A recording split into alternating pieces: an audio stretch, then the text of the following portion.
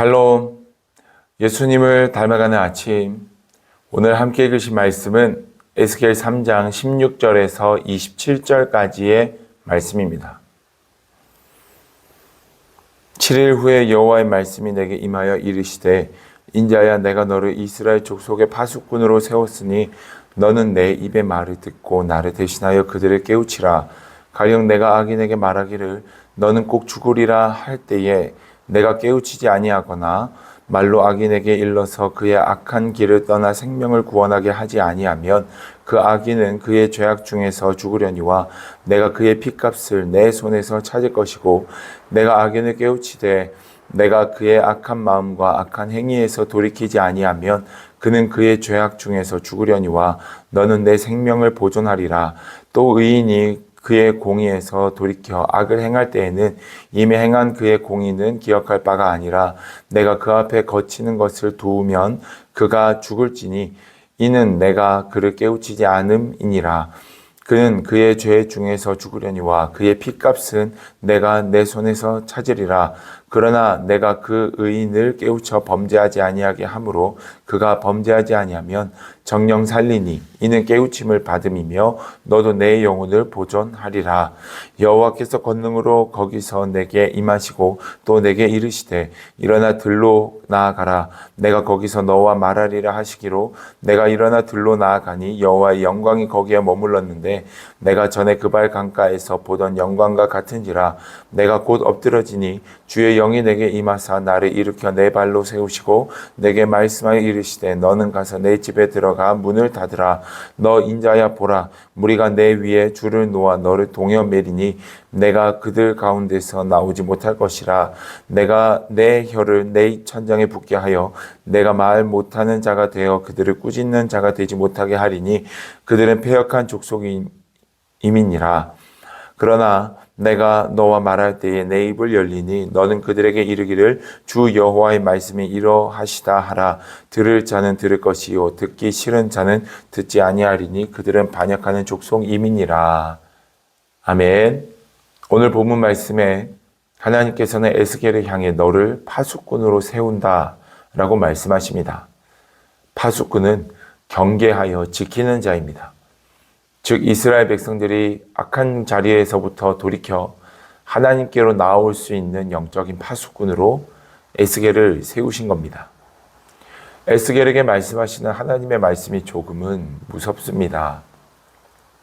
왜냐하면 에스겔에게 만약에 악인들에게 제대로 하나님의 말씀을 전달하지 못해 악인들이 돌아오지 못하고 계속 죄의 길에 머물러 있다면 그 책임을 에스겔에게 묻겠다라고 말씀하셨기 때문입니다.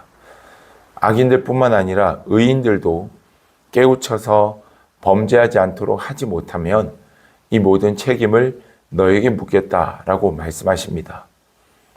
파수꾼의 사명이 그렇습니다. 그 사람이 경계를 소홀하게 하게 되면 악한 길로 가게 되고 언제 적군에 의해서 무너질지 모르기 때문에 모든 책임을 짊어지고 늘 깨어서 하나님이 원하시는, 또 하나님의 말씀에 순종하며 살아가는 자가 파수꾼입니다. 오늘 이 땅 가운데 또한 우리의 삶 속에 하나님께서 우리를 영적인 파수꾼으로 부르신 줄 믿습니다.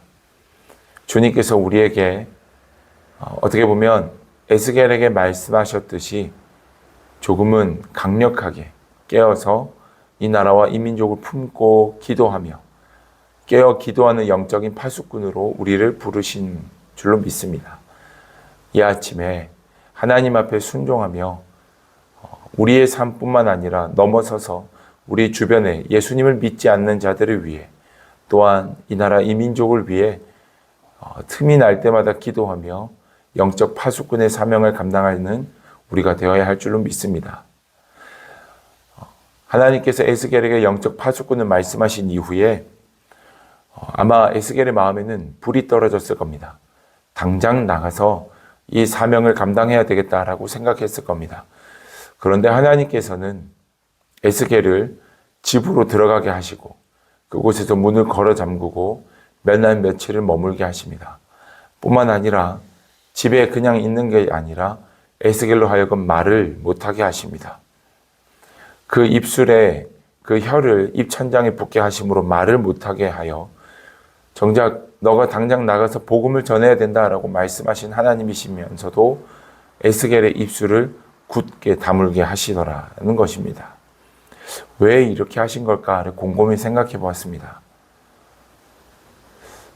묵상하던 가운데 그런 마음이 들었습니다. 마치 이스라엘 백성들이 하나님을 그렇게 하였음을 에스겔로 하여금 깨닫게 하기 위함이 아닐까라는 생각이 들었습니다. 하나님께서는 많은 선지자를 통해 하나님께서 얼마나 이스라엘 백성들을 사랑하시는지 끊임없이 말씀하셨습니다. 그러나 이스라엘 백성들은 그 말씀 듣기를 원하지 않았습니다. 마치 에스겔을 집에 가두듯이 하나님을 그냥 다른 곳에다가 가두고 이방 신들을 따르며 하나님이 말씀하셔도 듣지 않는, 말하지 못하게 하는, 그만 말하세요. 하나님 우리도 다 알아요. 우리가 하고 싶은 대로 하면서 살 거예요. 그렇게 행동했던 것이 이스라엘 백성임을 에스겔로 하여금 깨달아 알게 하시기 위해 이렇게 하신 것은 아닌가. 에스겔이 단순히 말만 전달하는 자가 아니라 내가 왜 이러한 말을 해야 되는지, 말을 전혀 알아듣지 못하는 그러한 사람들 가운데서도 이 답답한 시간들을 통해 하나님의 마음을 공감하고 하나님의 마음을 전달하는 자가 되게 하기 위한 하나님의 뜻이 아닌가 생각해 보게 됩니다. 사랑하는 여러분, 다니엘 말씀에서 보면 70년의 때, 해방의 때가 다가오고 있음을 깨달은 다니엘이 그 민족을 위해 기도했듯이 우리가 이 나라와 이 민족을 위해 영적 파수꾼으로서 우리의 가정을 위해 우리의 아직 예수 믿지 않는 주변 친구들을 위해서 정말 주님의 마음으로 기도할 수 있는 하나님의 백성 되어야 함을 이 말씀을 통해 주님 우리에게 깨닫게 하시는 줄로 믿습니다. 하나님 오늘 이 아침에 정말 기도하는 믿음의 파수꾼들 되게 하시고 그 사명을 감당함으로 하나님의 마음에 동참하며 하나님의 뜻을 이루는 이 하루가 되게 하여 주시옵소서. 오늘 우리의 기도가 될 수 있기를 주님의 이름으로 축복합니다. 기도하겠습니다. 아버지 하나님 감사합니다. 오늘 이 말씀을 우리에게 주시고 깨닫게 하시고 우리가 기도하는 영적인 파수꾼 되어야 함을 알게 하심에 감사합니다.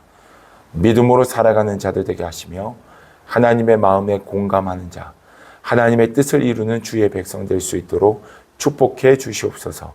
성령 하나님께서 함께 하시는 이 하루가 되어지기를 간구하며 예수님의 이름으로 기도드립니다. 아멘.